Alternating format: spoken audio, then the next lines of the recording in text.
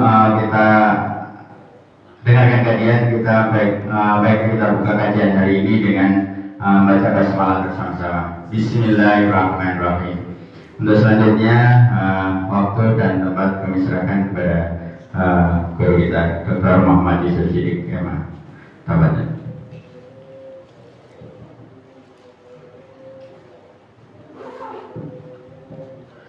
Assalamualaikum warahmatullahi wabarakatuh.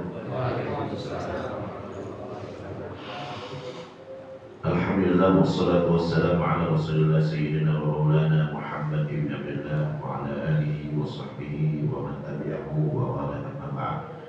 Rabbi shrah li sadri wa yassir li amri wa hlul 'uqdatam min lisani yafqahu qawli. Bapak-bapak, ibu-ibu, para hadirin hadirat jamaah Masjid As-Siyam yang dimuliakan Allah Subhanahu wa taala. Alhamdulillah, segala puji bagi Allah Subhanahu wa taala yang telah menganugerahkan kepada kita nikmat yang begitu banyak hingga malam ini kita masih diberikan kemudahan, masih dijaga iman dan Islam kita hingga kita dapat menjalankan kewajiban kita, yaitu sholat maghrib berjamaah yang nantinya kita akan lanjutkan dengan sholat isya berjamaah. Mudah-mudahan amal ibadah kita diterima Allah Subhanahu wa taala. Amin ya rabbal alamin. Salawat dan salam senantiasa kita sanjungkan kepada junjungan kita, pemberi syafaat kita, Nabi besar Muhammad sallallahu alaihi wasallam beserta keluarga, sahabat dan pengikutnya hingga hari kiamat. Tema hari ini adalah tentang kurban. Terkait dengan kurban, pertama adalah apa itu kurban. Yang kedua, bagaimana sejarah kurban. Yang ketiga, apa keutamaan kurban. Yang keempat, hukumnya apa. Yang kelima, apa syarat sahnya kurban. Yang keenam, ya, terkait dengan apa yang disunahkan bagi orang yang berkurban. Pertama, tentang definisi. Jadi sebelum kita membahas sesuatu, kita harus tahu batasannya dulu. Apa itu kurban? Kurban secara bahasa artinya dekat. Kurban secara bahasa artinya dekat. Dari kata kurban, yang kurban dan kurbanan, yaitu dekat. Ya. Kenapa dinamakan dengan kurban? Karena orang yang berkurban dia dekat dengan Allah Subhanahu wa taala. Kita kalau dekat dengan seseorang, apa yang dia minta kita kasih, itu orang yang dekat. Jadi kalau kita dekat dengan seorang, dia minta apapun dikasih, ya. Sembelih kambing, sembelih ayam, gitu kan. Kamu kesana, ya. Kamu duduk, berdiri, itu orang yang dekat, ya. Jadi kurban kita membuktikan kedekatan kita dengan Allah Subhanahu wa taala. Kita membuktikan bahwa kita orang yang bertakwa kepada Allah Subhanahu wa taala. Itu secara bahasa. Secara istilah, kurban adalah hewan yang disembelih pada hari raya Idul Adha dan hari-hari tasyrik dalam rangka mendekatkan diri kepada Allah Subhanahu wa taala. Itu definisi dari kurban.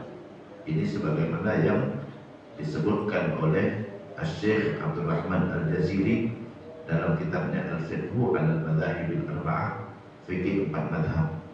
Apa itu kurban? Ma yuzbah yauman nahar. Apa yang disembelih dari hewan ternak pada hari raya Idul Adha wa ayyamit tasyrik, di hari-hari tasyrik, litaqarrub ila Allah Subhanahu wa taala, untuk mendekatkan diri kepada Allah Subhanahu wa taala. Dari definisi ini perlu kita cermati, banyak orang salah paham tentang kurban. Banyak yang memandang bahwa kurban itu tujuannya ibadah sosial. Padahal bukan sosial. Tujuan ibadah kurban adalah hubungan kita dengan Allah. Bukan bagi-bagi daging, bukan ngasih-ngasih orang, bukan. Ya, tujuannya mendekatkan diri kepada Allah.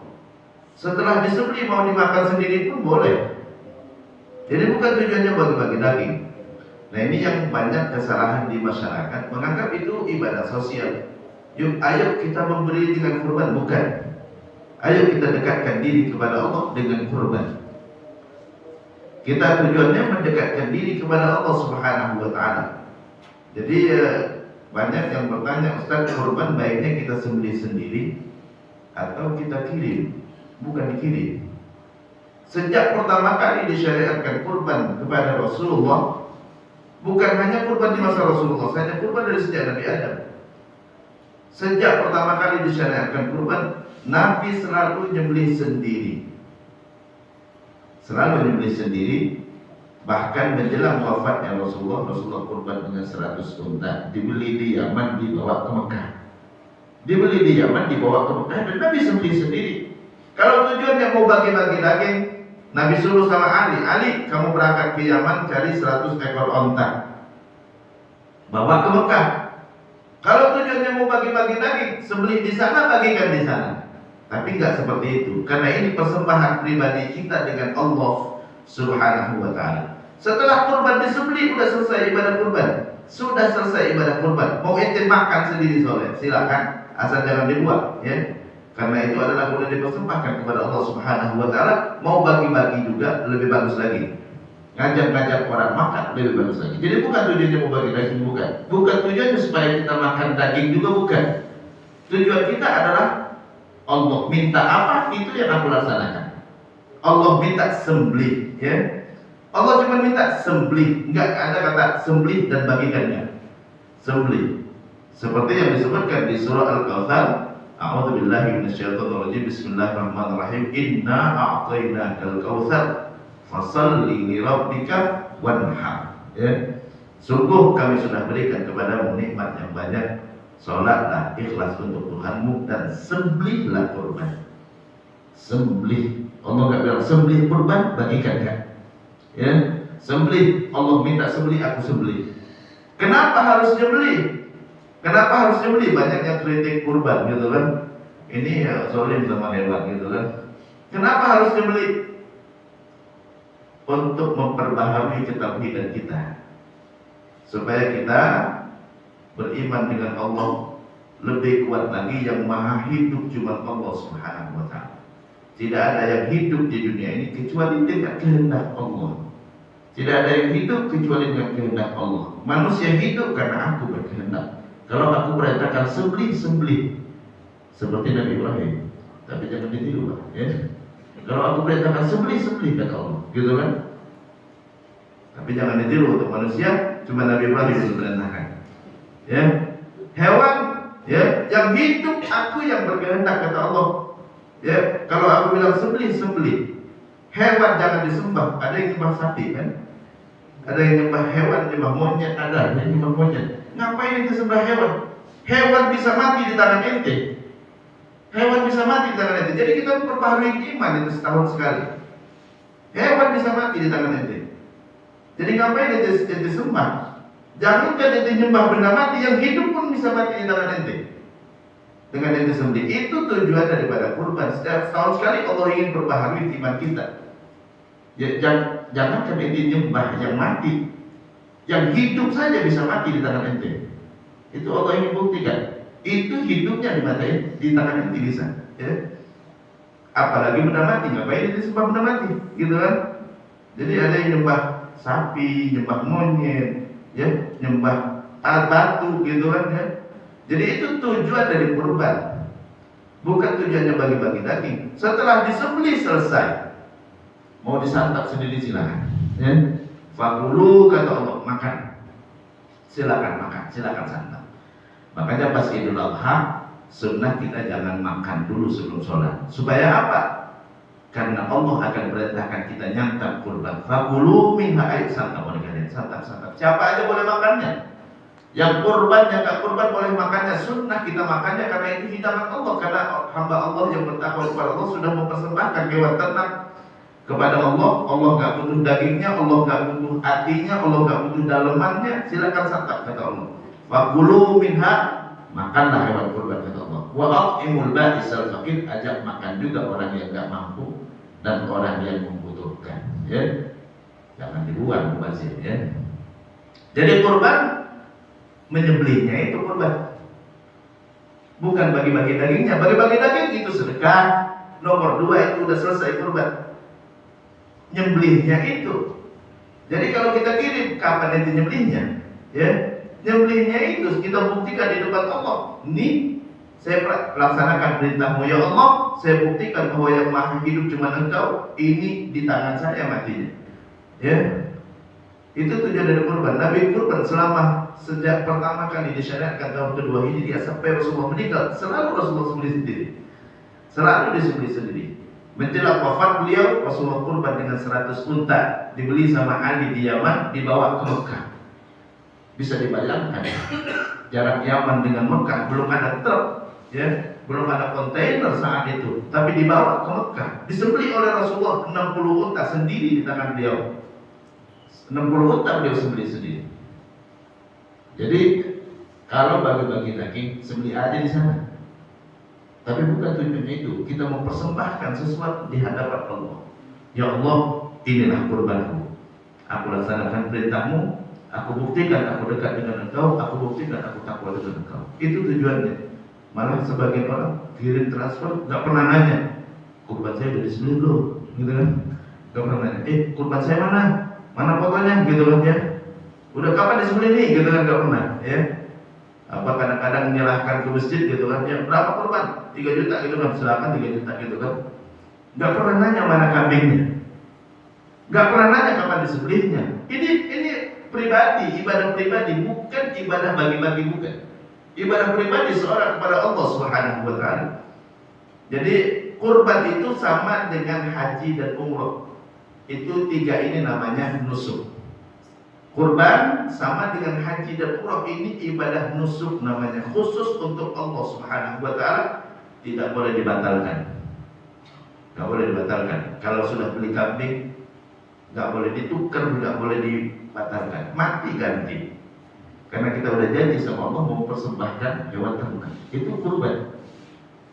Tahu kita kalau kita kirim tersembelih dan belum mati. Itu yang pertama.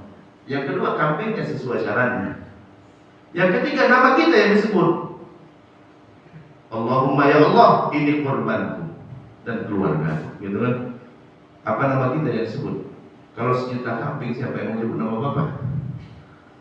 Kalau 1.000 kambing, 1.000 kambing ini nggak usah 1 juta, Pak. Kalau 1 juta banyak banget ya.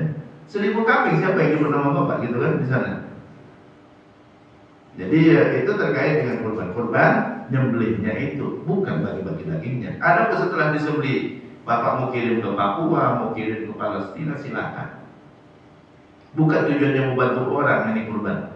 Tujuannya adalah kita membuktikan ketakwaan kita kepada Allah. Definisi kurban, hewan yang disembelih. Sembelihnya itu kurban. Hewan yang disembelih pada hari raya Idul Adha dan hari-hari tasyrik dalam rangka mendekatkan diri kepada Allah. Bukan dalam rangka bagi-bagi daging, bukan.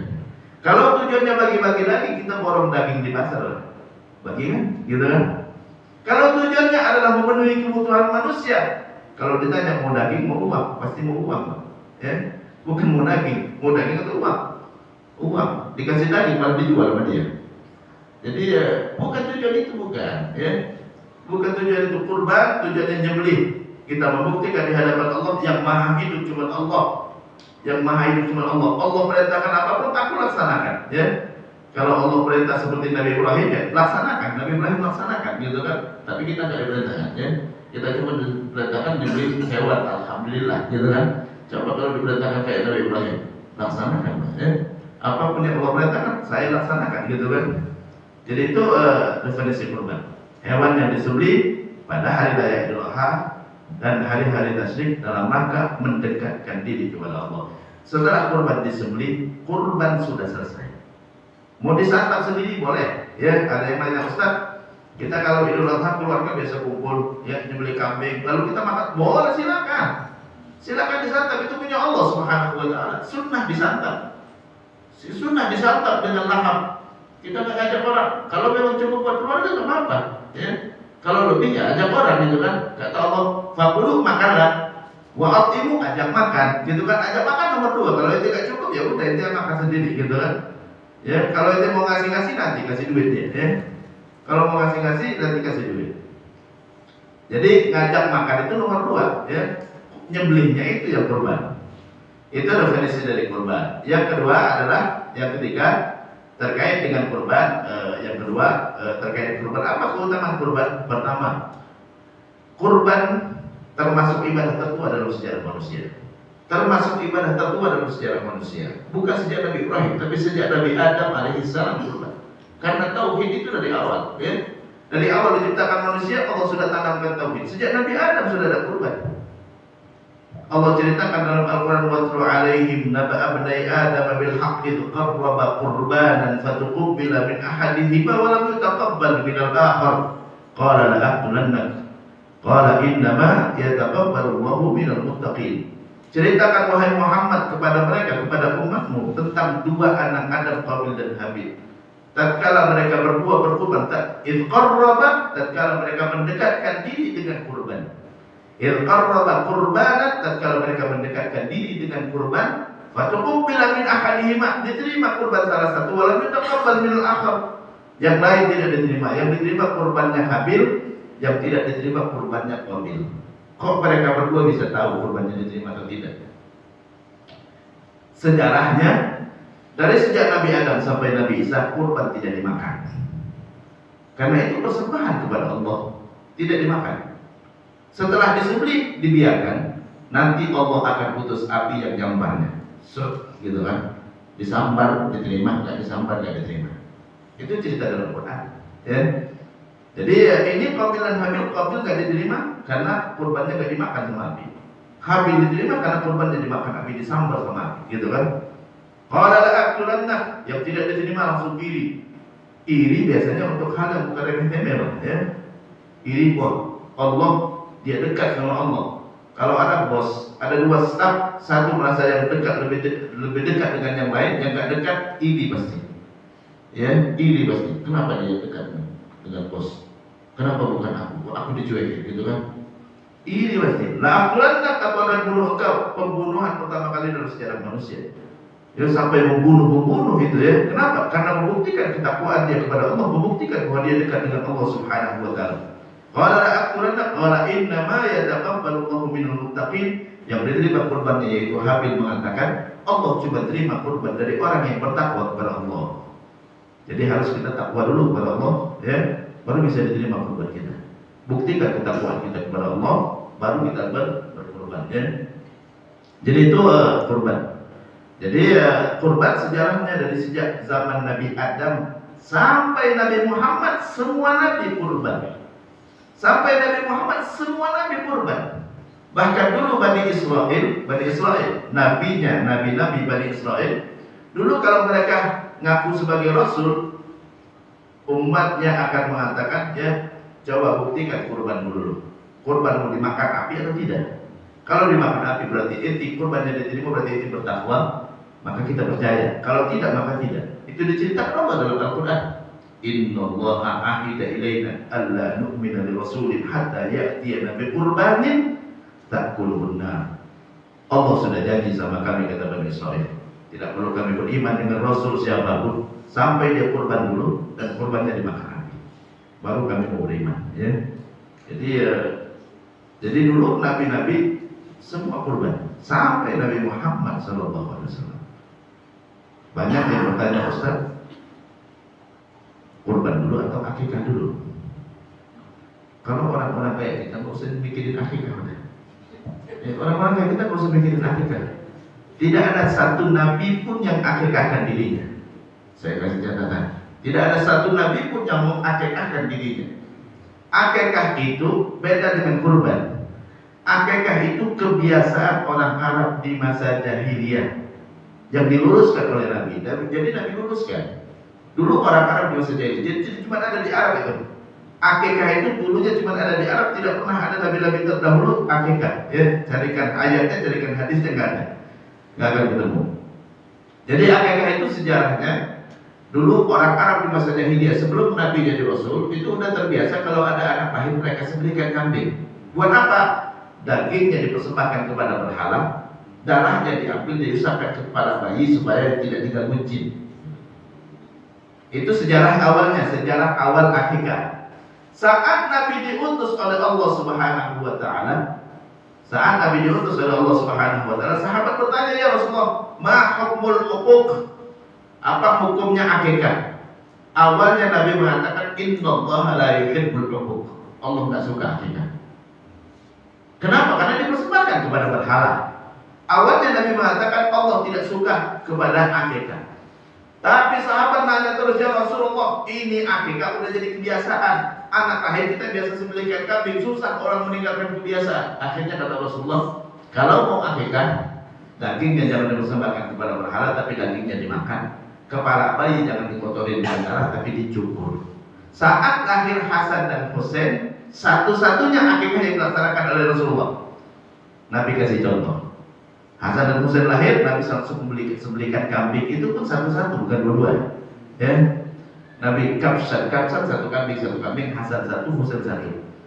Saat lahir Hasan dan Husain, Nabi sembelihkan kambing.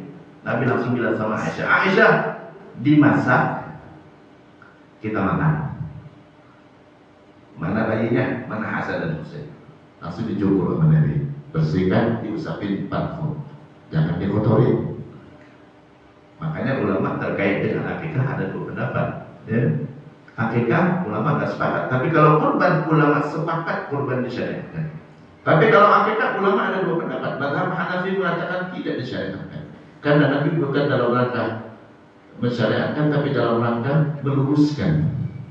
Itu menurut pendapat mazhab Hanafi. Tapi kalau mayoritas ulama Maliki, Syafi'i sama Hambali tetap mensunnahkan akikah. Ya. Tetap sunnah, kenapa? Karena Nabi udah contohkan. Kalau udah Nabi contohkan berarti sunnah. Tapi nggak bisa dibandingkan dengan kurban. Kalau kurban syariat dari Nabi terdahulu, ya. Semua Nabi kurban, tapi tidak semua Nabi atau tidak ada Nabi yang mengakikahkan dirinya. Karena itu cuma ada di Arab Jahiliyah dulu. Jadi ya, itu terkait dengan kurban. Jadi nggak usah pikir akikah lagi kalau untuk orang seumur kita. Nabi nggak pernah akikahkan dirinya. Ya, mana kambing, mana yang mau akikah dulu? Nggak ada. Ya. Enggak ada, Nabi nggak pernah mengakikahkan dirinya, dan nggak pernah ada nabi-nabi yang mengakikahkan dirinya. Yang ada cuma nyembelih kurban.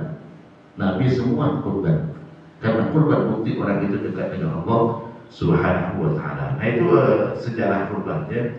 Jadi kurban perintahnya banyak dalam Quran. Akikah nggak ada dalam Quran. Ya, cuma ada di dalam hadis. Bukan kecilkan akikah, bukan akikah tetap disunahkan. Banyak hadisnya terkait dengan akikah, tapi dalam Quran cuma ada kurban. Cuma ada kurban dalam Al-Quran, ya. Jadi itu kurban, perintahnya banyak dalam Al-Quran. Salah satunya di surah Al-Kautsar, fasalli li rabbika, salat ikhlas untuk Tuhanmu, wanhar, dan sembelihlah kurban. Allah gandeng salat dengan kurban. Allah gandeng salat dengan kurban. Salat ikhlas untuk Tuhanmu dan sembelihlah kurban. Kalau digandeng itu yang besar, Pak, ya. Yang sama, gitu kan, ya. Inna salati wa nusuki. Nusuk itu apa? Kurban, haji, umroh, itu nusuk. Salatku, nusukku. Ya, jadi itu terkait dengan apa? Kurban. Jadi kurban nggak perlu dilakukan tentang pahalanya. Bahkan Rasulullah dalam hadis mengatakan, ya, sejak tetesan darah pertama dosa kita diampuni. Ya, sejak tetesan darah pertama itu dosa kita diampuni. Sejak tetesan darah pertama, gitu kan? Jadi kurban itu nyembelihnya itu, ya. Nyembelihnya itu, neteskan darahnya itu, ya. Kemudian setiap bulunya Allah catat satu kebaikan. Setiap bulunya Allah catat satu kebaikan. Cuma yang perlu diluruskan di masyarakat, banyak di masyarakat yang meyakini kurban jadi tunggangan. Nah ini hadisnya sangat lemah sekali, ya, sangat lemah sekali hadisnya. Kalau jadi tunggangan, kurban kuda lah, ya, jangan kambing. Kalau jadi tunggangan, ya, hadisnya sangat lemah sekali. Nggak perlu kita jadikan patokan, ya. Jadi kurban apa utamanya? Perintahnya banyak dalam Al-Quran. Ini syariat tertua dalam sejarah manusia, ya. Kemudian sejak tetes darah pertama itu dosa kita diampuni. Kemudian setiap bulunya Allah catat satu kebaikan. Itu keutamaan dari kurban. Ya. Dan yang kelima, membuktikan ketakwaan kita kepada Allah. Dalam Al-Quran Allah berfirman, la yanalallaha luhumuha wala dima'uha walakin yanaluhu taqwa minkum. Aku gak butuh daging dengan Allah, dan gak butuh darahnya. Yang aku butuhkan apa? Bukti ketakwaan kalian yang mendorong kalian berkorban. Jadi kita membuktikan ketakwaan kita kepada Allah Subhanahu wa Ta'ala dengan kurban. Nah itu keutamaan kurban. Apa hukum kurban? Ulama ada dua pendapat hukum kurban, ya. Tidak seperti akikah. Akikah ada dua pendapat juga, tapi satu disyariatkan, satu tidak, gitu kan. Tapi kalau ini antara wajib dan sunnah. Ada yang mengatakan wajib, mazhab Hanafi. Mazhab Hanafi yang mengatakan akikah tidak disyariatkan. Untuk kurban dia mengatakan wajib bagi yang mampu. Kalau kurban, mazhab Hanafi mengatakan wajib bagi yang mampu. Kenapa wajib? Nabi pernah bersabda dalam hadis, kata Rasulullah, man kana lahu sa'atun wa lam yudhhi fala yaqrabanna musallana. Siapa yang punya keluasan rezeki tidak berkurban, sekali-kali jangan dekati tempat sholat kami. Sekali-kali jangan dekati tempat sholat kami. Jadi itu ancaman nama Nabi, ya, ancaman. Tempat sholat di situ sholat lebaran maksudnya. Inti kalau saya ikut lebaran, ya. Kenapa? Idul Adha itu artinya Idul itu lebaran, Adha itu kurban. Idul Adha lebaran kurban. Jadi lebaran untuk yang berkurban. Lebaran dalam Islam adalah selesai ibadah. Idul Fitri, Fitri itu apa? Fitri itu iftar, selesai puasa. Lebaran setelah usai berpuasa. Idul Adha, lebaran untuk orang yang berkurban. Jadi itu maknanya sebenarnya, ya. Jadi kalau nggak berkurban, nggak usah lebaran, ya. Nggak usah lebaran. Ya, tapi di sini kurban semua, ya. Kurban semua, ya. Udah berapa sapi? 6 sapi. Cukup semua ini, ya.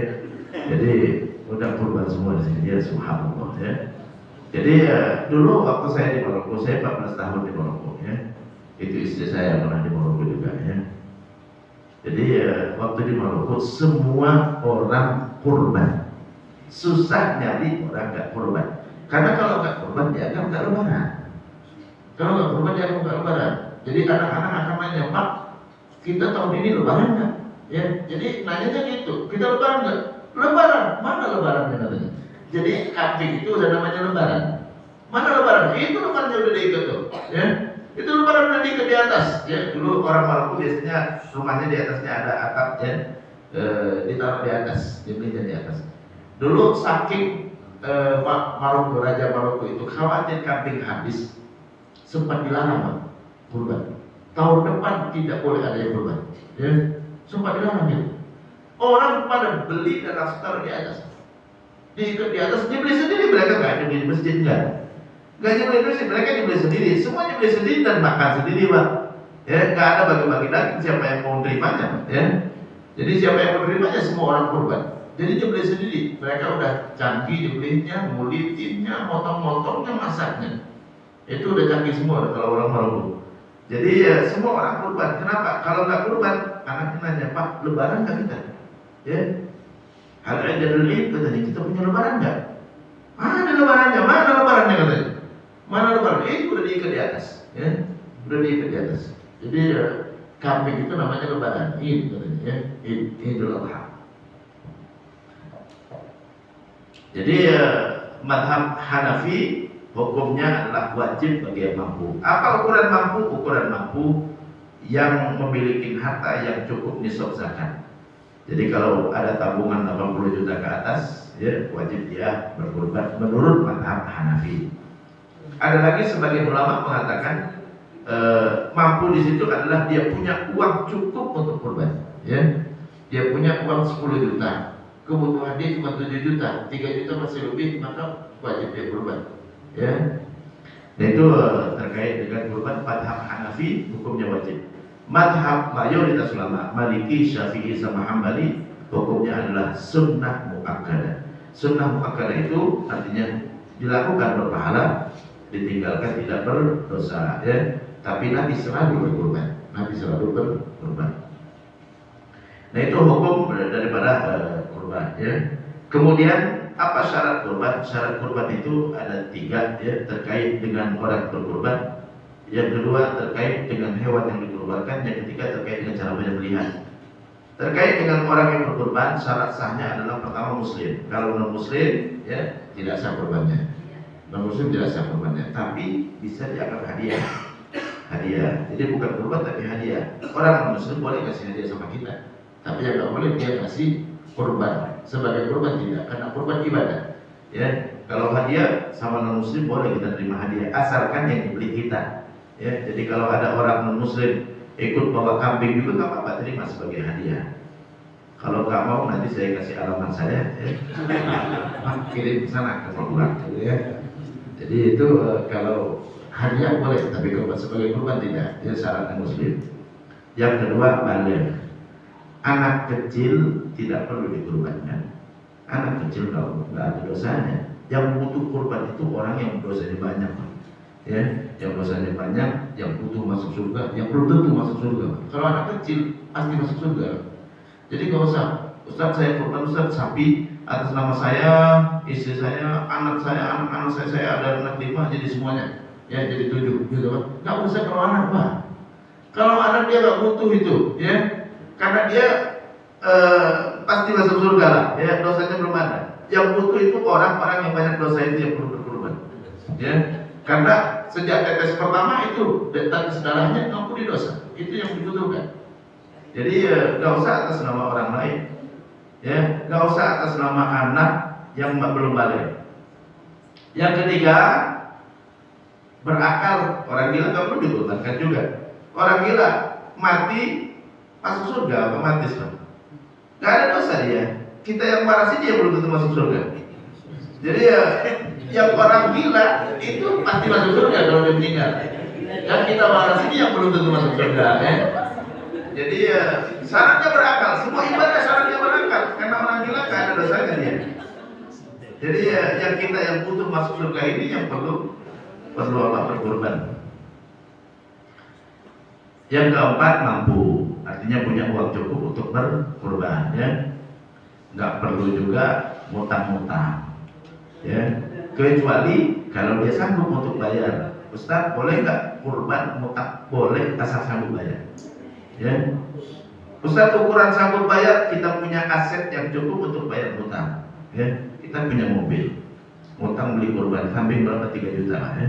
3 juta, ya. Kalau nggak lunas ya bisa dijual mobil 100 juta, ya. Masih cukup lah, ya. Jangankan mobil, punya motor aja cukup untuk bayar hutang, ya. Jadi kalau punya aset cukup untuk bayar hutang, ya maka masuk kategori mampu, ya. Kecuali kalau rumah nggak punya, motor nggak punya, mobil nggak punya, atau rumah nggak punya, terus mau ngutang, nah jangan, ya. Ini sadili la yukallifullahu nafsan illa wus'aha. Allah nggak pada seorang kecuali sesuai dengan kemampuannya. Itu syarat orang yang berkorban. Yang kedua, syarat untuk hewan kurban. Syarat untuk hewan kurban yang pertama berupa kambing, sapi atau unta. Kambing, sapi atau unta. Gak bisa kita kurban rusa, gak bisa kurban kuda, ya, gak bisa kurban jerapah gitu loh, ya. Ya karena gak pernah dikurbankan oleh Rasulullah. Nabi pernah kurban dengan kambing, pernah kurban dengan sapi, pernah kurban dengan unta. Yang mana yang paling sering Nabi kurbankan? Kambing. Yang paling sering Nabi kurbankan kambing, ya. Makanya mazhab Hanafi mengatakan bahwa kurban kambing lebih afdal. Kenapa? Karena Nabi sering berkurban dengan kambing. Dhaha Rasulullah bikabsyaini amlahaini aqranaini saminaini dzabahahu biyadihi wa qala bismillahirrahmanirrahim. Nabi pernah berkurban dengan 2 kambing yang bagus, yang bertanduk, ya, yang gemuk, yang mahal harganya. Beliau sembelih dengan tangan beliau sendiri dan mengatakan bismillahirrahmanirrahim, Allahu akbar. Jadi itu, jadi Nabi pernah kurban dengan kambing, pernah kurban dengan sapi, pernah kurban dengan onta, ya. Pernah dengan onta 100 onta dibeli di Yaman dibawa ke Mekah, ya. Nah, ini menunjukkan bahwa kurban saking pentingnya dan besar pahalanya sampai Nabi selalu kurban, ya. Kalau kambing itu maksimal untuk 1 orang, tapi boleh gabungan keluarga, ya. Ini kurban Muhammad dan keluarganya, sebagaimana yang dilakukan oleh Rasulullah. Rasulullah selalu menggabungkan keluarganya. Kalau untuk kambing maksimal untuk 1 orang, ya, tapi keluarga boleh digabungkan tanpa disebut nama, ya. Keluarga yang masuk adalah keluarga yang wajib dinafkahi, ya. Yang masuk yang wajib dinafkahi, istri masuk otomatis, ya. Anak yang belum balik masuk otomatis. Yang sudah balik dia kurban sendiri, ya. Ya, dia boleh dikurbankan sendiri, boleh, ya. Tapi kalau untuk yang belum balik dia masuk ikut orang tuanya. Kambing maksimal untuk 1 orang, sapi maksimal untuk 7 orang. Boleh untuk 1 orang, boleh, ya, maksimal untuk 7 orang. Jadi kalau mau 7 orang, Kunna nashtarik, kata sahabat, kunna nashtarik fi baqarah an zab'ah. Kami dulu bergabung 7 orang dalam satu sapi, ya. Jadi boleh bergabung 7 orang dalam satu sapi. Masing-masing boleh gabungkan keluarganya. Ini kurban Muhammad dan keluarganya, Ali dan keluarganya, ya, Suroto dan keluarganya, ya, Soeharto dan keluarganya, boleh, ya. Silakan dimasukkan keluarga, ya. Tapi nama yang disebut cuma 7, maksimal 7. Kalau mau sapi buat sendirian boleh. Nabi kurban 100 onta buat dia sendiri. Nabi pernah berkorban dengan dua kambing tadi atas nama beliau semua. Atas nama beliau semua. Ustaz, gimana kalau saya beli sapi atas nama saya, 6-nya saya suruh orang lain? Silakan, namanya yang mau dimasukkan. Enggak usah masukin orang lain. Kalau kita beli sapi sendiri, ya buat kita sendiri, Pak. Ya? Bukan nggak boleh masukin orang lain. Karena kita masih butuh surga. Jadi PT panjang surganya lebih besar, maka lebih besar peluangnya juga. Untuk urusan ibadah dilarang kita mendahulukan orang lain. Al-itharu fil ibadati mamnu, itu kaidah fikih. Gak boleh mendahulukan ibadah untuk orang lain. So pertama saya, azan biar saya, gitu kan? Yang buka masjid biar saya nanti yang buka masjid. Ya? Subuh-subuh biar saya bukain, biar saya nyalain lampunya, gitu kan? Itu kalau untuk ibadah. Jadi nggak boleh ibadah nurukan orang, nggak, ya. Silakan Mas, silakan sebutkan, jangan, nggak, ya. Al-itharu fil ibadati mamnu, urusan ibadah nggak boleh mendahulukan orang. Karena kita masih butuh surga. Mau masuk surga, saya, Pak. Siapa yang belum? Saya, Pak. Ya. Siapa yang mau salat tahajud? Saya. Ya. Sebagai para sahabat lomba-lomba, fastabiqul khairat, berlomba-lomba dalam kebaikan. Urusan kebaikan, saya. Jangan yang lain, ya. Al-itharu fil dunya matlubun. Tapi urusan dunia dahulukan, silakan, Pak. Ya, itu air aqua, Pak, silakan buat Bapaknya, ya. Ini makanan buat Bapak, ini handphone buat Bapak, ya. Urusan dunia, urusan akhirat, saya, Pak. Jangan, Pak. So pertama buat saya, Pak. Ya. Tapi Bapak datang duluan. Jangan naruh peci langsung berbidangan. Bapak datang duluan, mau duluan di slot pertama, mau masuk surga duluan Bapaknya yang datang, jangan pecinya yang datang ke sini, Pak, ya. Jadi itu urusan urusan dunia biarkan orang lain. Urusan akhirat saja. Jadi banyak orang Ustaz, kemarin ada yang nanya, Ustaz, kalau kita mampu beli kambing banyak, ya, terus atas nama saya satu, yang lain saya serahkan sama orang lain. Jangan, Pak, buat Bapak aja semua. Mereka yang lain dikasihkan dagingnya aja. Kasih dagingnya 20 kambing buat saya, korban atas nama saya. Dagingnya silakan makan sama-sama, ya. Dagingnya masak. Kalau udah makan itu urusan dunia namanya. Kalau udah makan urusan dunia, makan jangan nanti mau makan sendiri, jangan ajak orang, gitu kan, ya. Tapi kalau untuk pahala biar saya aja 20 atas nama saya. Nabi kurban 2 kambing atas nama beliau semua. Beliau enggak, ini buat saya, ini atas nama Aisyah. Enggak perlu, Aisyah udah masuk, istrinya Rasulullah, ya. Udah masuk, ya. Jadi nggak perlu atas nama yang lain untuk saya aja, ya. Kalau untuk surga saya duluan. Jadi nggak ada istilahnya. Tadi sapi saya udah beli sapi atas nama siapa aja terserah dah. Loh, Bapak nggak butuh masuk surga, ya. Kalau butuh masuk surga atas nama Bapak, gitu kan? Kalau butuh masuk surga atas nama Bapak, asalkan Bapak yang beli, jangan kambing orang lalu atas nama Bapak, jangan, ya. Bapak yang beli, ya, hak Bapak semua, ya.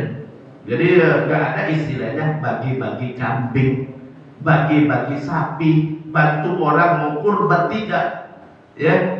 Kasih orang daging kurban silakan, tapi kurbannya atas nama kita, dagingnya silakan dimakan, gitu kan. Jadi itu saya barusan dapat WA sebelum sholat maghrib tadi, ya. Ustaz, bagaimana kalau saya belikan sapi buat orang tua? Orang tua otomatis dapat pahala dari ibadah anaknya. Gak usah, ya, atas nama Bapak aja. Kalau orang tua otomatis dapat pahala dari amal ibadah anaknya, otomatis, ya. Itu Quran dalilnya. Walladzina amanu wattaba'athum dzurriyyatuhum biimanin alhaqna bihim dzurriyyatahum wa ma alatnahum min amalihim min syai'. Kullu imrin bima kasaba rahim. Orang yang telah beriman, keimanan yang diikuti oleh anak keturunannya, kami gabungkan tempatnya di surga dan kami berikan pahala keturunannya kepada dia karena mereka yang mendidiknya. Tidak dikurangi sedikit pun pahala mereka. Jadi kalau ada orang punya anak 10 kurban semua, orang tuanya dapat pahala kurban 10. Otomatis, ya. Jadi kalau orang tua nggak perlu, Pak, gimana kalau saya nggak usah, bapak aja dah. Ya, orang tua otomatis dapat. Otomatis dengan syarat dia beriman. Dia beriman, bapak beriman karena mereka, gitu kan? Jadi nggak perlu juga kita kurban atas nama orang tua yang sudah meninggal, dosa juga. Langsung aja kurban atas nama bapak. Bapak mau masuk surga kan? Ya, mau masuk surga ayo atas nama bapak. Atas nama orang tua bapak nggak masuk. Atas nama bapak orang tua masuk. Atas nama orang tua kita nggak masuk karena kita udah dewasa, udah bukan anak-anak lagi yang berhak nafkah dari mereka. Ya, jadi atas nama bapak aja orang tua otomatis masuk. Orang tua sampai Nabi Adam masuk, ya. Sampai Nabi Adam masuk, asalkan mereka beriman kepada Allah Subhanahu wa taala. Jadi sama kayak MLM, ya. Jadi yang di bawah aja biar jajan-jajan barangnya, yang di atas dapat pahalanya, ya. Jadi itu pentingnya kita punya anak yang soleh dan solehah, ya, dan banyak anak juga, ya, asalkan soleh dan solehah. Jadi kalau dosa sama juga, Pak. Kullu imri'in bima kasaba rahim, apapun yang dilakukan oleh anak, orang tua bertanggung jawab. Ya, dosa begitu juga. Jadi pahala dapat pahala, dosa tanggung jawab, gitu kan? Jadi nggak bisa cuci tangan gitu, ya. Anak hati-hati jangan salah menyekolahkan, ya. Jangan sampai nanti kita udah ibadah bener, sholat bener, tapi dosanya narik terus, ya. Dosanya, rekening dosanya jalan terus. Ya kenapa? Lah anaknya nggak dimasukin sekolah agama, nggak ngerti sholat, nggak ngerti puasa, nggak ngerti kurban, gitu kan, ya. Jadi berbuat maksiat terus, naudzubillahi min dzalik, ya. Jadi kita tetap maksimal berusaha untuk mendidik anak. Jadi untuk orang tua nggak perlu lagi, ya. Tadi baru saja saya dapat WA, Ustaz, saya mau beli kurban untuk orang tua saya, ya, buat orang tua dan keturunannya yang masuk yang masih kecil, ya. Tapi kalau atas nama anaknya, orang tua pasti dapat, ya. Orang tua pasti dapat, ya. Nggak perlu juga kita yang beli. Terus saudara-saudara kita dimasukkan, ya. Saudara kita berusaha masuk surga sendiri, ya. Masuk surga kita duluan, ya. Karena belum tentu satu sapi cukup untuk bayar surga, ya. Jadi Nabi 100 unta Nabi kurbankan menjelang wafat 3 bulan sebelum Rasulullah wafat, 100 unta, gitu kan. Jadi 100 unta itu berapa? 30 juta dikali 100, 3 miliar. 3 miliar, ya. Enggak hitung-hitungan. 3 bulan sebelum Rasulullah wafat, Idul Adha terakhir Rasulullah, ya. Idul Adha terakhir Rasulullah 100 unta 3 miliar. Jadi nggak perlu ragu-ragu kita masuk surga. Padahal Nabi udah pasti masuk surga. Lah kita belum tentu masuk surga, ya. Jadi sapi satu belum cukup, Pak, ya. Belum cukup satu sapi. Nabi 100 unta, ya. 2 sapi belum cukup, Pak, 2 sapi, ya. Kalau bisa sebanyak mungkin Bapak kurban. Jadi tapi jangan sampai utang juga, jangan, ya. Itu yang pertama. Jadi berupa kambing, sapi atau unta. Yang kedua cukup usia. Kalau kambing minimal setahun, sapi minimal 2 tahun, kalau unta minimal 5 tahun. Yang ketiga, disembelih setelah sholat hari raya. Nggak boleh sebelum sholat. Setelah sholat, jadi kira-kira jam 8. Semakin cepat semakin baik. Semakin cepat semakin baik, ya. Jangan besoknya, ya. Kenapa kita disunnahkan jangan makan sebelum sholat hari raya?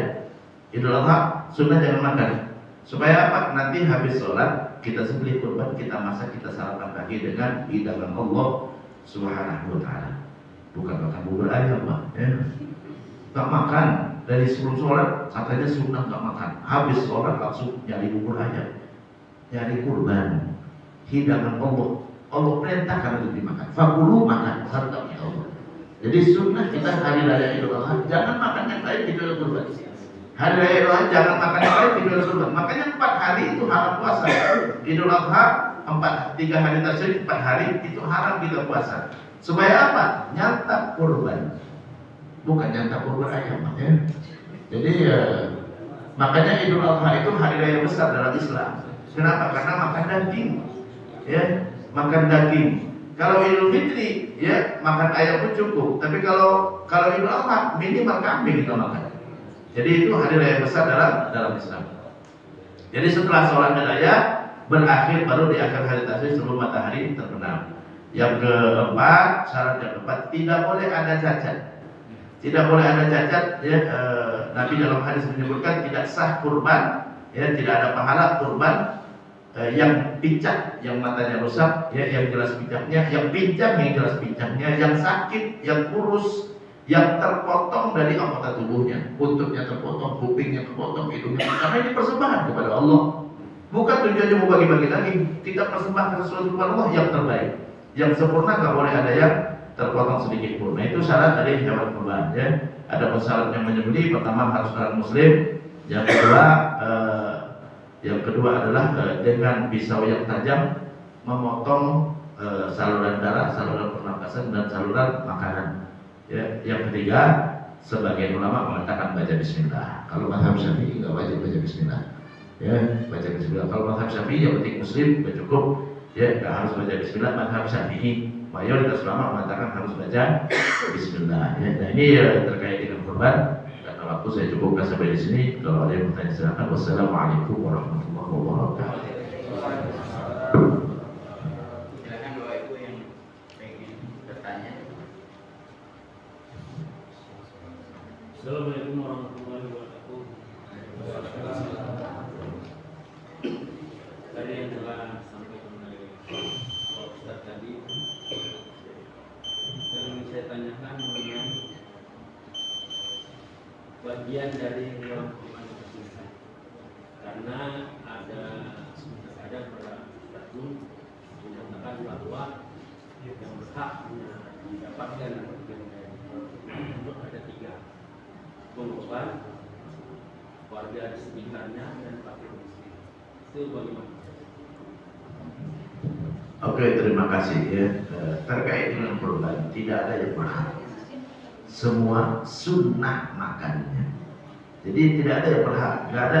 Wah saya berhak, nggak ada. Ya, Pak saya berhak pahanya, nggak. Sunnah makannya. Allah perintahkan kita makan. Fakulu minha, makanlah kata Allah. Jadi hamba-hambaku di hari raya Idul Adha akan mempersembahkan hewan ternak kepadaku.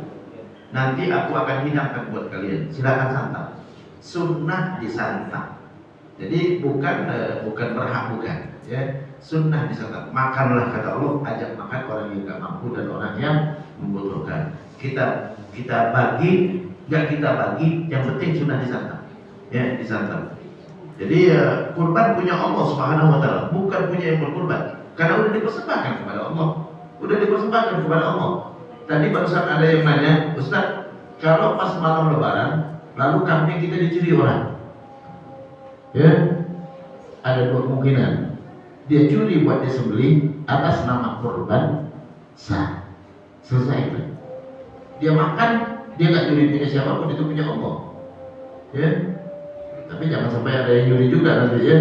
Wah ini kata Ustaz berarti boleh nyuri nih, asal dipersembahkan dari rumah kurban, ya. Lihat nih yang jagain kambing Asyam, ini ada lagi tidur kan?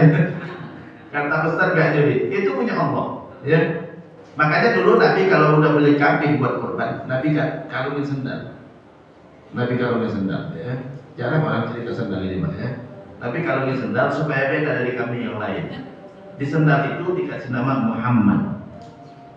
Kalau nanti kabur, ada yang menemukan kambing berkalung sendal beda sendiri dari yang lain, tangkap, siapa aja boleh nangkepnya. Siapa aja boleh nangkepnya, langsung dia sembelih atas nama orang yang ada namanya di sendal itu.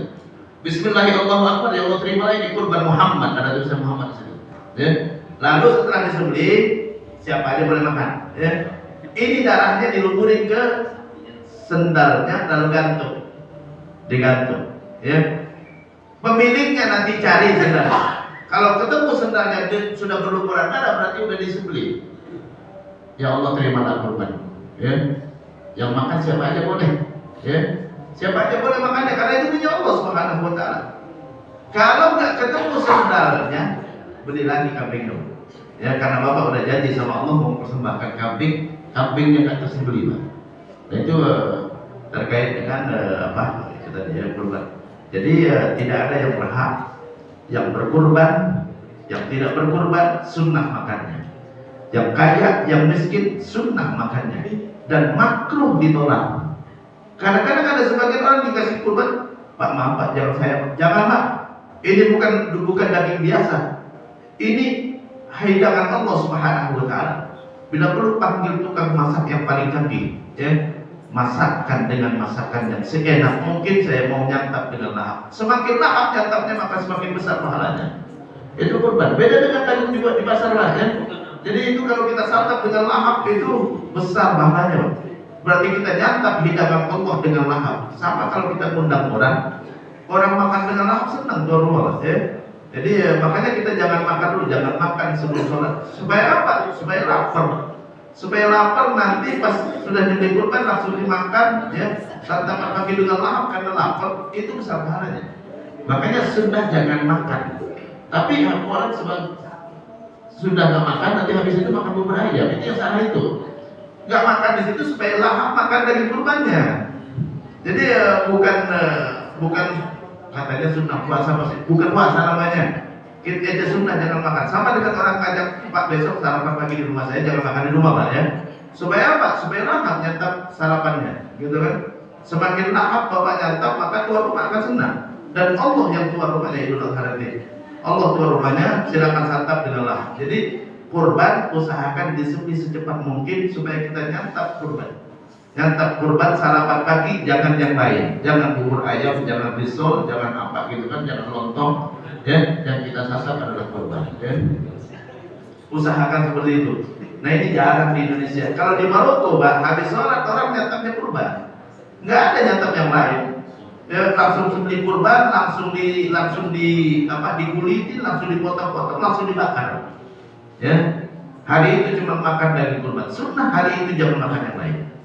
Ya, karena Allah akan menghidangkan daging kepada kita yang dipersembahkan oleh hamba-hambanya yang bertakwa kepada Allah. Jadi tidak harus, ya, dibagi-bagi.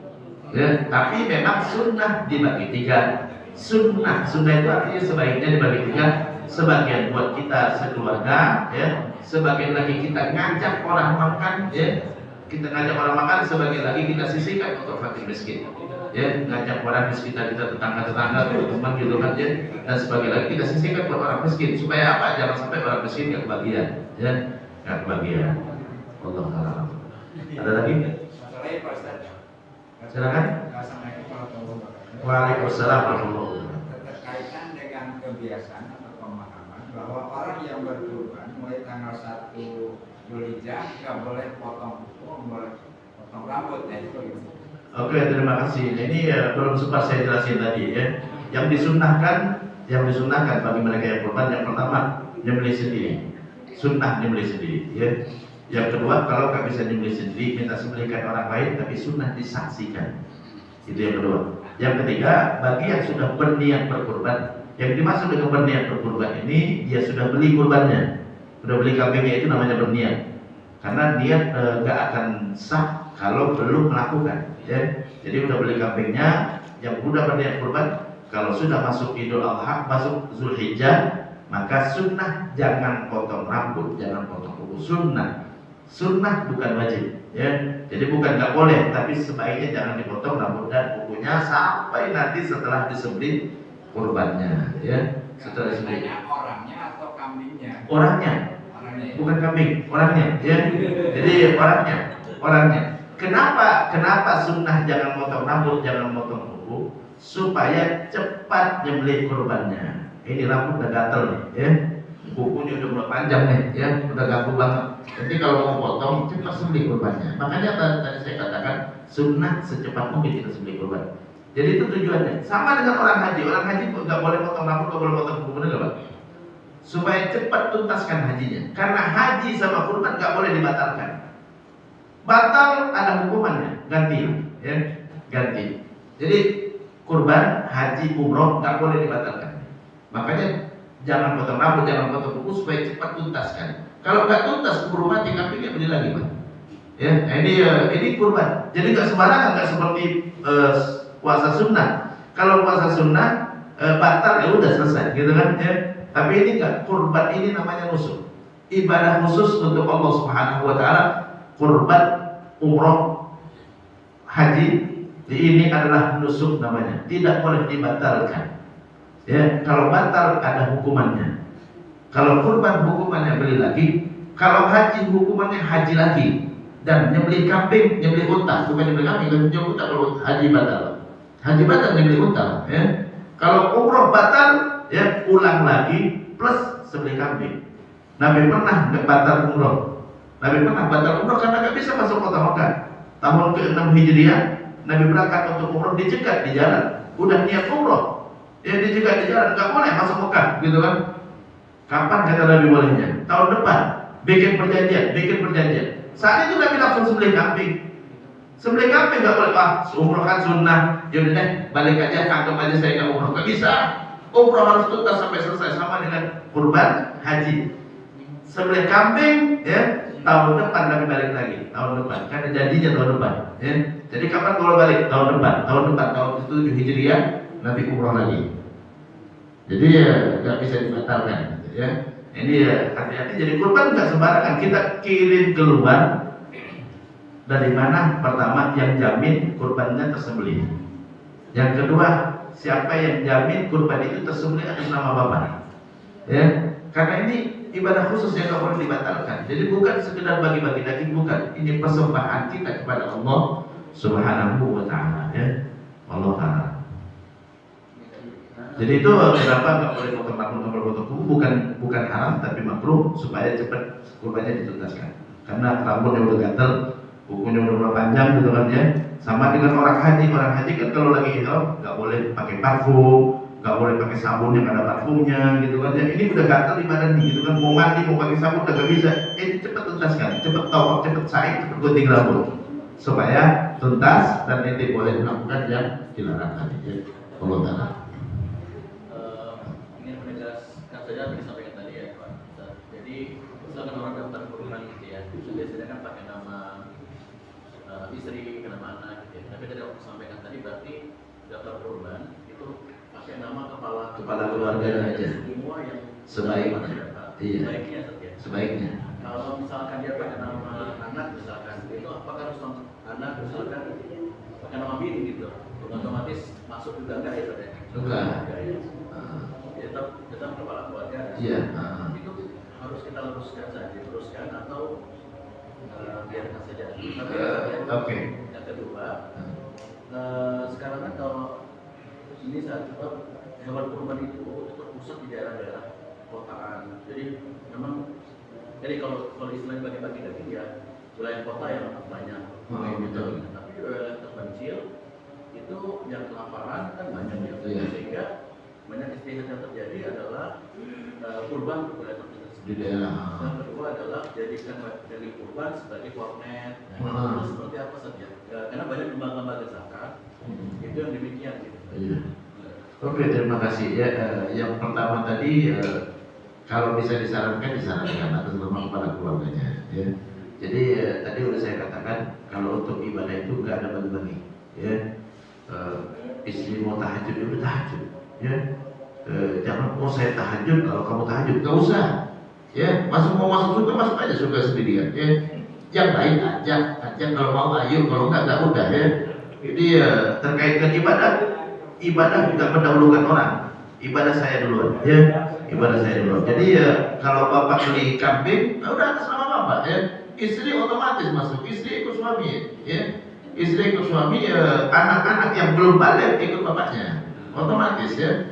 Jadi nggak perlu kita atas nama anak ya. Boleh kita sarankan kalau dia tetap mau atas nama anak ya nggak apa-apa ya. Atas nama orang yang meninggal nggak apa-apa juga ya.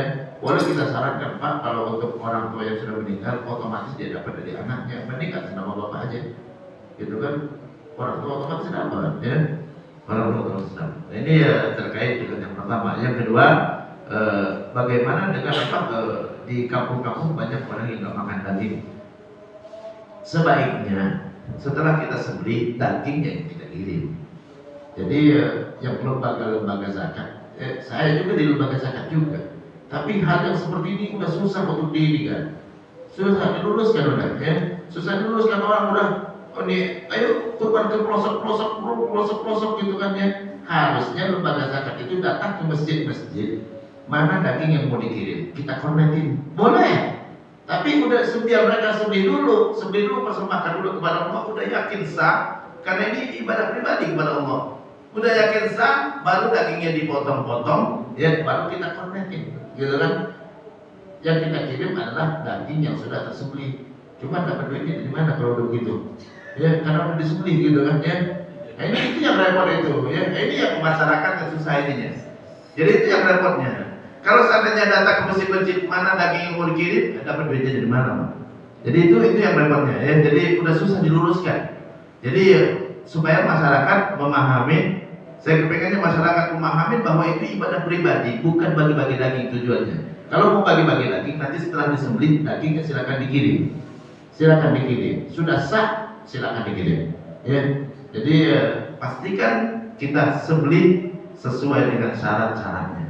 Ya, jangan sampai nanti kita kirim ke sana sah atau tidak, disembelih selama kita atau tidak, gitu kan ya.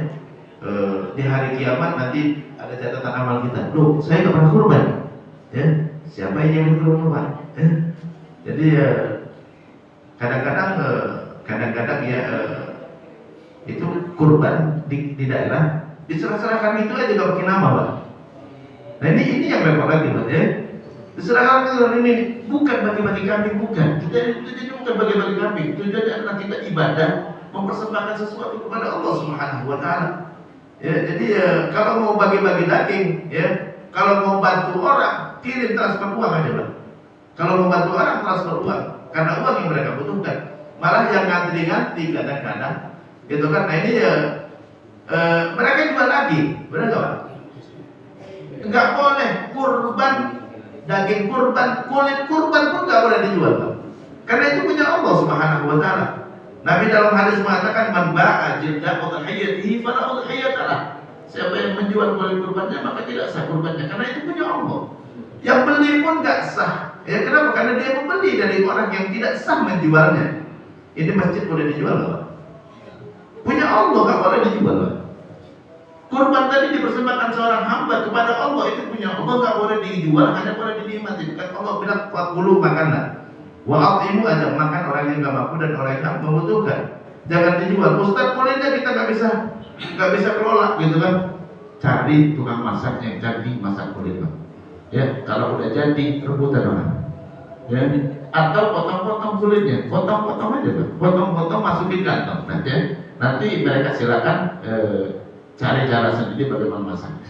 Ya, kalau dijual jangan sampai kita beli sapi, harga sapi berapa? 20 juta. Ragu-ragu gara-gara harga kulit cuma 100.000. Ragu-ragu jadi 20 juta kita keluarkan. Ragu gara-gara 100.000 harga kulit. Kambing 3 juta, ragu-ragu gara-gara 20.000 harga kulit. Nah ini ya, karena itu punya Allah Subhanahu wa taala. Kita persembahkan kepada Allah. Di hari kiamat kurban kita akan dihadirkan. Ada sapi nggak ada kulitnya. Mana kulitnya? Ini kan kurbankan, kulitnya dijual kepada Allah, gitu kan? Jangankan dijual, dijadikan upah pun nggak boleh. Dijadikan upah nggak boleh. Pak mau jadi panitia, Bapak nanti kita kasih 2 kantong, nggak boleh. Ya, nggak boleh seperti itu. Dia sama dengan orang lain. Nggak boleh kita minta upah untuk jadi panitia, kecuali diupah dari uang kantong sendiri 100.000. Ya, dan ada pun kurban bukan punya saya, itu punya Allah. Nggak boleh saya jadikan upah. Nabi dalam hadis mengatakan kepada Ali, ya Ali, Nabi terakhir kurban dengan 100 unta. 60 Nabi sembelih sendiri, sisanya 40 Nabi serahkan sama Ali. Ali 40 unta itu disembelih, atau itu suruh orang lain disembelih, tapi jangan diupah dari kurban. Jangan diupah dari kurban, nggak boleh. Tolong sembelihkan kambing saya, tak kepalanya politik, nggak boleh. Ya, ente nggak boleh jadikan upah, karena kalau jadikan upah sama aja dengan dijual. Karena upah sama dengan menguapkan, kan? Sama aja dengan menguapkan. Jadi kalau mau diupah, upah dari kantong sendiri 100.000. Jadi kalau harga kambing 2 juta, ya, tambahkan uang 100.000 untuk tukang jagal, 100.000 untuk panitia, gitu kan ya, 300.000 untuk garansi. Karena kalau ada yang mati wajib ganti. Kalau ada yang mati wajib ganti. Garansi, ya. Jadi siapkan juga untuk garansi. Kalau garansi itu nggak pakai, masuk kas masjid. Tapi dijelaskan kepada yang berkurban. Ini ya 2 juta harga kambingnya. ya 500.000 terdiri tadi 100 untuk panitia, 100 untuk apa yang menyembelih, ya 300 untuk garansi. Kalau garansi ini nggak pakai, nanti kita akan infakkan ke masjid di mana Ridho tanda tangan, ya. Jadi harus jelas, nggak boleh kita transaksi nggak jelas, nggak boleh transaksi nggak jelas. 2,5 juta, ternyata KPK cuma 2 juta, nggak boleh. Ya, harus tahu yang berkorban berapa kita belikan kambingnya dan sisanya buat apa? Karena kita cuma membelikan. Ya, kalau saya suruh belikan, tolong belikan aqua gitu kan ya. Harga aqua 2.000 Ustaz, harga aquanya 5.000 Ustaz, boleh nggak? Enggak boleh, ya 2.000, 3.000 ada yang meminta, gitu kan, itu yang boleh ya. Jadi ya nggak boleh kita ambil keuntungan dari membelikan untuk orang lain, karena bukan kita penjualnya, bukan kita pembelinya. Kita cuma disuruh mau minta upah, silakan minta upah. Ini 2,5 juta bukan semuanya buat kurban, nanti akan ada sisa sekitar 500. Kalau kurbannya dapat lebih kurang, mungkin berarti akan lebih lagi. Nah itu sisanya, pertama adalah buat yang panitia, yang kedua buat apa tukang jaganya, yang kemudian sisanya adalah buat garansi kalau ada yang mati. Kalau nggak ada yang mati juga, gitu kan ya, maka garansi ini kita akan masukkan ke masjid. Gimana, ada enggak? Kalau kata dia oke, kalau apa garansi nggak pakai, saya mau minta lagi duitnya. Wajib kita kasih lagi, karena dia cuma nyuruh kita, ya. Kalau bapak nggak mau disuruh dengan apa, dengan transaksi seperti itu ya, kalau gitu bapak aja yang beli sendiri pak ya, nggak apa-apa juga ya. Jangan sampai kita memaksa orang memberikan sesuatu yang dia tidak tahu, ya. Jadi nggak boleh transaksi yang nggak jelas. Saya Allah. Ada lagi? Cukup ya.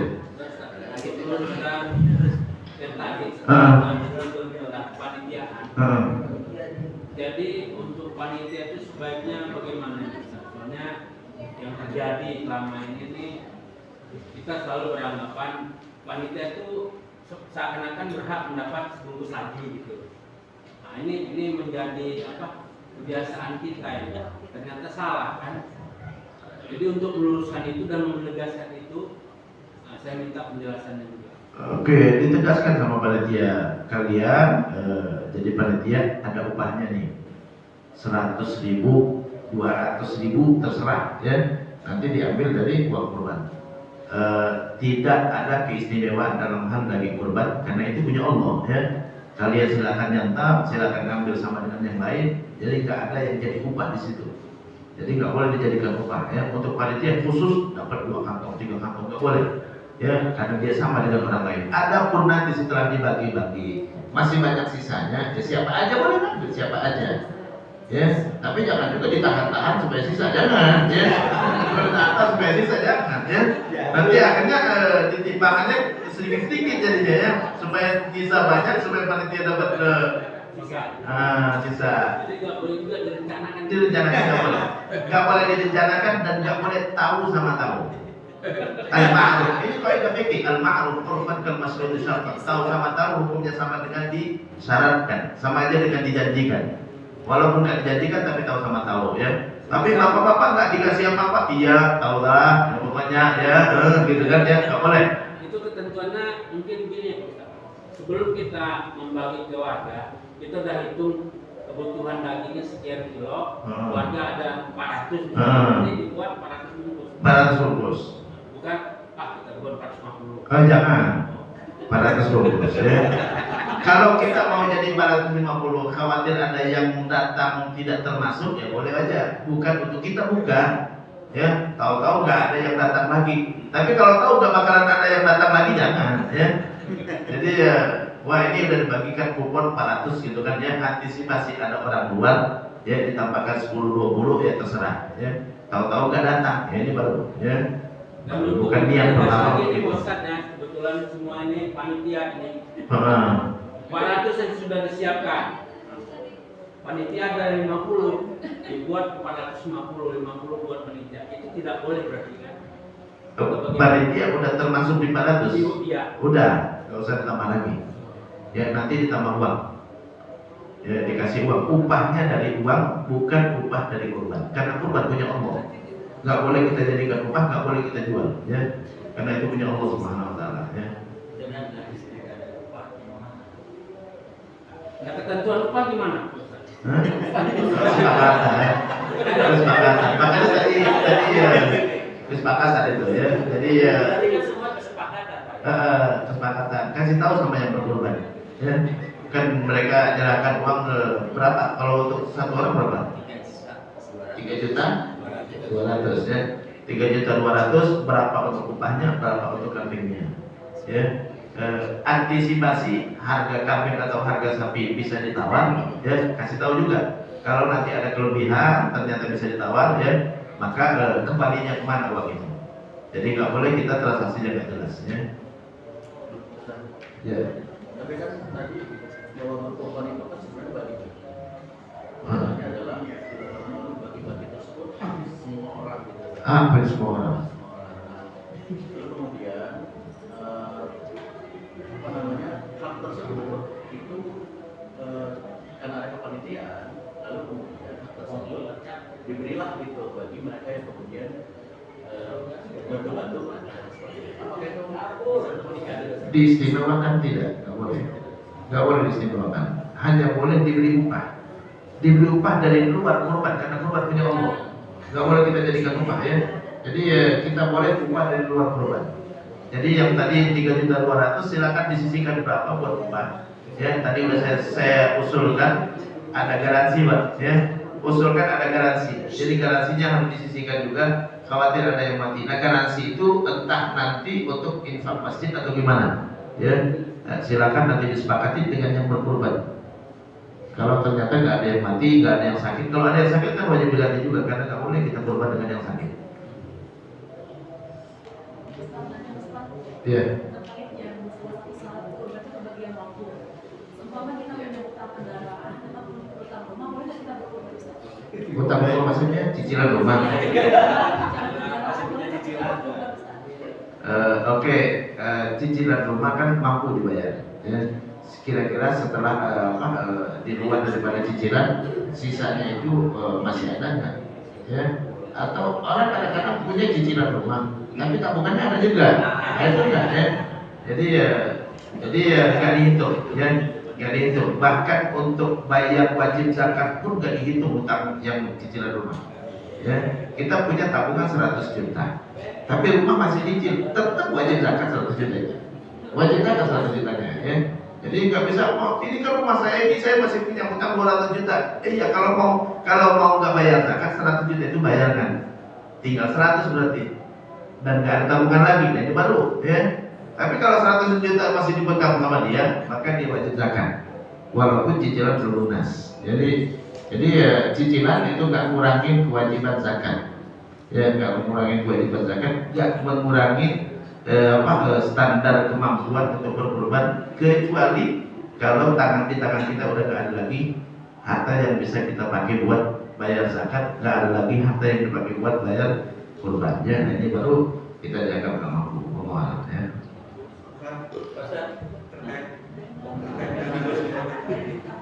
Kan mungkin kita punya tabungan tapi buat urgen aja sih. Kalau seandainya tiba-tiba ada dari kampung kita punya tabungan dan cukup buat tiket doang. Tapi Nggak nyampe 80 juta. Hah? Kalau nyampe 80 juta berarti nyampe nisab berarti, ya. Kalau nyampe 80 juta nyampe nisab, ya. Selama di atas 80 juta berarti mencapai nisab zakat wajib zakat setiap tahun. Selama masih di atas 80, ya. Kalau di bawah 80, Ustaz saya jaga-jaga aja 50 juta, enggak wajib zakat, ya. Tapi kalau dapat punya tabungan jaga-jaganya itu 100 juta, ya wajib. Berarti nyimpan berarti, ya. Jadinya di atas misal di atas profesi. Kenapa? Iya. Jadinya di atas profesi. Di atas zakat profesi lebihnya, iya. Uzaki. Iya, masuk uzaki, ya. Wajib bayar zakat. Satu lagi Pak Didi ya. Silakan. Pak Ustadz, mengenai korban yang sehat atau yang terbaik, bagaimana kalau kita menerima sapi yang sudah ada tanda? Tandanya itu kurang daging nggak? Dari istilahnya kita membeli sudah ada tindikan ya? Tindik, oh nggak apa-apa kalau tindik, kan nggak ngurangin daging. Tindik kan cuma ngebolongin, nggak ada yang dagingnya berkurang kan? Yang nggak boleh itu dipotong, ya. Nabi menyebut dalam hadis itu al-muqabbalah yang dipotong depannya, al-mudabbarah yang dipotong di belakangnya gitu kan. Yang dipotong, kalau nggak ada yang dipotong cuma dilobangin nggak apa-apa ya, dikasih anting di hidung gitu kan nggak ngurangin, itu cuma dibolongin, cuma pori-porinya aja dibesarin ya, nggak apa-apa. Misalkan kalau saat kita menerima hewan kurban dari yang penjual yang kita sehat, tapi pada saat nanti pemotongan atau kita ada melihat dia agak karena kebiasaan tambang tidak kita terima pada saat kita mengorbankan itu gimana? Kenapa gimana? Atau ada cacat pada saat kita memotong, sedangkan sudah kita periksa bagus, tapi pada saat memotong ada istilahnya kena tambang waktu saat meningkatkan di sini pas kita mau bawa itu ada luka. Ada yang luka sih, masalah luka. Ya, Yang masalah itu kalau ada yang terpotong dagingnya. Iya, yang terpotong dagingnya. Ya, jadi harus lengkap dagingnya. Buntutnya nggak boleh dipotong, kupingnya nggak boleh dipotong, hidung nggak boleh dipotong. Kalau cuma dilobangin nggak apa, luka nggak apa-apa juga ya. Luka kan nggak ngurangin daging, cuma keluar darah doang ya. Nggak apa-apa. Ada lagi cukup? Ya silakan. Ini kan banyak sekarang ada sekolah atau pesantren disuruh, ayo patungan kita mau kurban, ya kan? Itu pahalanya buat siapa? Terima kasih ya. Nah ini harus disepakati ya. Pertama nggak boleh maksa, ya nggak boleh maksa harus nyumbang sekian, nggak boleh maksa karena ini bukan kewajiban, ya bukan kewajiban. Hukum kurban sendiri bukan wajib. Yang kedua disepakati itu kurban atas nama siapa. Ya, kalau kurban itu atas nama wali kelas, gitu kan ya, maka berarti murid-murid itu ngasih sedekah atau hadiah kepada gurunya dan gurunya pakai buat berkurban, ya. Jadi mau membantu guru berkurban. Jadi harus atas nama satu kalau kambing. Kalau sapi atas nama 7 orang, ya. Jadi nggak bisa atas nama semua anak-anak, enggak ya. Jadi anak-anak disepakatin itu nyumbang ke siapa? Ke wali kelasnya, gitu kan ya. Nyumbang ke wali kelasnya untuk membantu wali kelas untuk kurban. Lalu setelah terkumpul duitnya sama wali kelas nggak dikurbankan, nggak apa-apa juga, karena kita ikhlas ngasihnya, nggak apa-apa juga. Oh maaf, ini duit saya butuh, ya udah terserah ya. Jadi karena ikhlas, kan kita kasih nggak boleh pakai syarat. Kalau kasih pakai syarat berarti nggak ikhlas ya. Jadi sudah terkumpul semua, kata wali kelas terima kasih, ini sudah terkumpul ada 4 juta gitu kan ya. Saya butuh uang ini 4 juta ya. Jadi saya nggak jadi kurban gitu kan ya. Terima kasih ya. Ya udah ya. Harus jelas seperti itu, harus jelas. Jadi pertama nggak boleh maksa, yang kedua disepakati itu buat siapa, yang ketiga setelah diterima oleh yang diberi hadiah itu hak dia menggunakan untuk apa. Ya, kalau dia pakai buat kurban ya udah, karena kalian kepengen ngelihat kurban, saya berikan kurban, gitu kan? Karena kalian pengen ngelihat kurban bagaimana nyembelihnya, gitu kan? Saya berikan kurban. Haknya dia, karena udah dihadiahkan ke dia. Ya, nggak boleh kita pakai syarat. Oh, kalau gitu balik nggak bisa lagi. Udah di tangan dia, ya. Hadiah atau hibah kalau udah di tangan orang penerima itu sudah hak penuh dia. Ya, nggak boleh kita kasih syarat lagi. Nggak boleh kita kembalikan, ya kalau dia mau kembali dengan ikhlas alhamdulillah, ya. Jadi nggak boleh kita ngomong harus pakai, nggak bisa, ya. Udah diserahkan sama dia dan ikhlas kita untuk dia. Jadi sepakatin antara murid, pertama nggak boleh maksa, yang kedua adalah buat siapa, yang ketiga sudah di tangan penerima maka itu hak dia menyumbang. Ya kalau dia kurbankan alhamdulillah, kalau enggak ya haknya dia, ya. Oke, ada lagi? Ya. Mengenai akad antara pekurban dan penyembelih, apakah untuk 7 orang satu sapi mewakili atau 7-7-nya, Pak? 7-7-nya, ya. Boleh panitia aja, nggak perlu kepada ini, ya. Cukup panitia, ya. Pak, ini nanti kita sisihkan 100.000 buat panitia, 100.000 buat itu udah sekaligus transaksi untuk penyembelihan. Berarti udah termasuk. Udah include di situ ya. Tapi harus dirinci, jangan sampai nggak dirinci ya. Jadi harus dirinci. Buat panitianya berapa, buat kurbannya berapa, buat garansi tadi berapa juga. Kalau nggak dipakai, ada yang nggak pakai, dananya untuk siapa? Jadi itu harus dirinci, jangan sampai nggak jelas. Nabi melarang transaksi yang nggak jelas. Oke, ada cukup ya? Cukup ya. Cukup lagi ya. Oke, terima kasih. Mudah-mudahan bermanfaat. Mudah-mudahan Allah lancarkan urusan kita, ya, dan Allah terima korban kita, dan kita dan keluarga juga dijadikan hamba Allah yang pertama kepada Allah Subhanahu Wa Taala. Keluarga dijadikan keluarga yang sakinah, mawaddah warahmah. Anak-anak kita semuanya dijadikan anak yang soleh dan solehah, yang berbakti kepada Allah Taala, kepada orang tua, yang memiliki, yang menanti jodoh, memberikan jodoh yang terbaik, yang soleh dan solehah, yang menanti keturunan, Allah berikan keturunan yang soleh dan solehah, yang sedang menjalani pendidikan, Allah berikan kesuksesan, Allah berikan, Allah bukakan masa depan yang terbaik untuk anak-anak kita. Ala hadhihi wa ala kulli niyatin salihah. Al-Fatihah. A'udzubillahi minasyaitonir rajim. Bismillahirrahmanirrahim. Alhamdulillahirabbil alamin. Arrahmanir rahim. Maliki yaumiddin. Iyyaka na'budu wa iyyaka nasta'in. Ihdinas siratal mustaqim. Siratal ladzina an'amta 'alaihim ghairil maghdubi 'alaihim waladdallin. Amin. Kita tutup dengan doa kafaratul majelis. Subhanakallahumma wa bihamdika asyhadu an la ilaha illa anta astaghfiruka wa atubu ilaik. Wassalamualaikum warahmatullahi wabarakatuh.